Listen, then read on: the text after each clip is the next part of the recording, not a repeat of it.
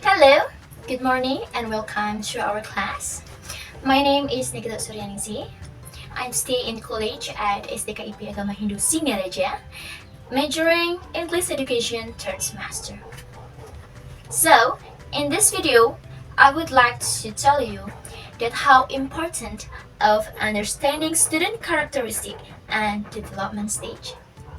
Characteristic student is important for teacher to create the effective teaching strategies and improve the learning experience for their student.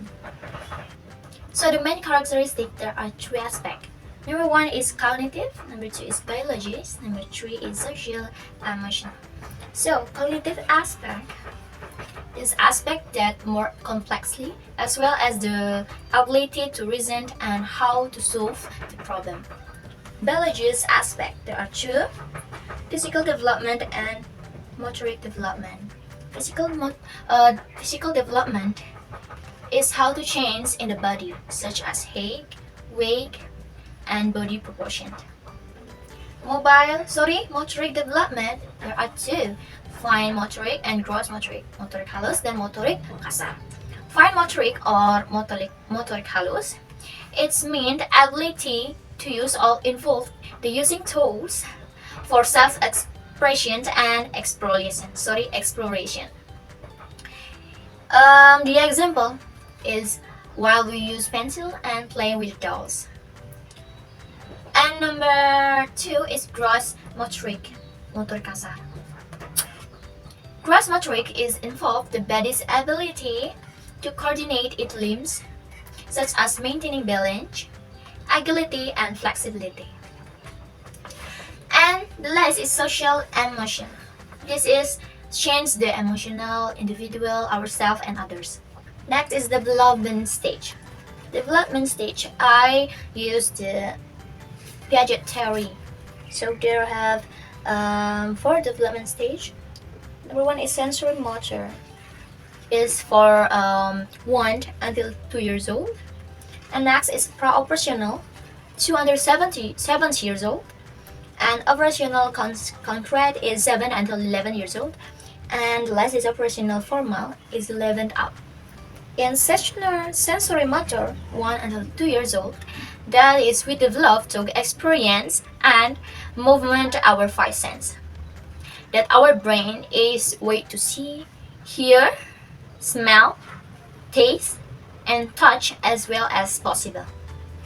In the form adult, we become aware of things beyond our own body, and then as we get the older, we learn how to do things intentionally.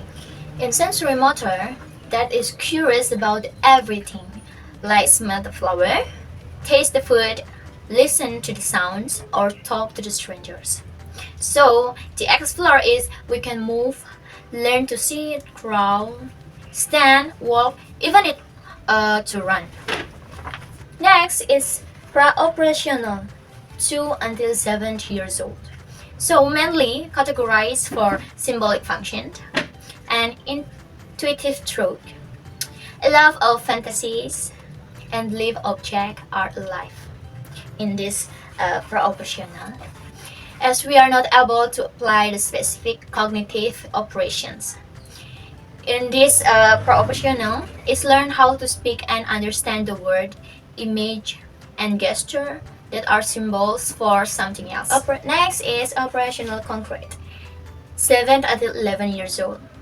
So in our mind, or our brain, is learns to rearrange our thought to classify and build the concrete operational mental structures. For example, we know that we can reverse an action by doing the opposite. So exciting by our new mental abilities and apply in conversation activities that as a result we get to know ourselves better. So the last is operational formal, age 11 up. So in this stage is to develop the ability to think abstractly, logically, and systematically. It consider hypothetical situation and think about the future possibilities and the reason about abstract concepts. Next is I have been teach the young and adult students. So I have been teaching 4 years old for playground and adult for junior high school in 13 years old. So in this stage is is different. So for the playground, all the word or the number is new for them. Different with the adult 13 years old in junior high school. They know the word, they know the number. And the problem is they are afraid to ask with the teacher how to find the answer, how to solve that problem that the teacher given the exercise for the student. And from that, I had the challenge and the impact when I'm teaching. Some challenge that I remember, I as a teacher, my unknowingly present material that is too advanced for the teacher, advanced for the student, and too simplistic for the student developmental stage. For example, by giving the abstract concept to the young children or expecting older students to grasp material without the necessary foundational knowledge. And the impact that this can lead to frustration, confusion, disengagement, and poor retention of information. If the material doesn't not align with their cognitive abilities, students may feel overwhelmed or bored, both of which hinder learning. So, as a teacher, continually learning about the student is vital to effectively support the ground. It helps to ensure that learning environment is responsive to their individual needs, abilities, and developmental stage.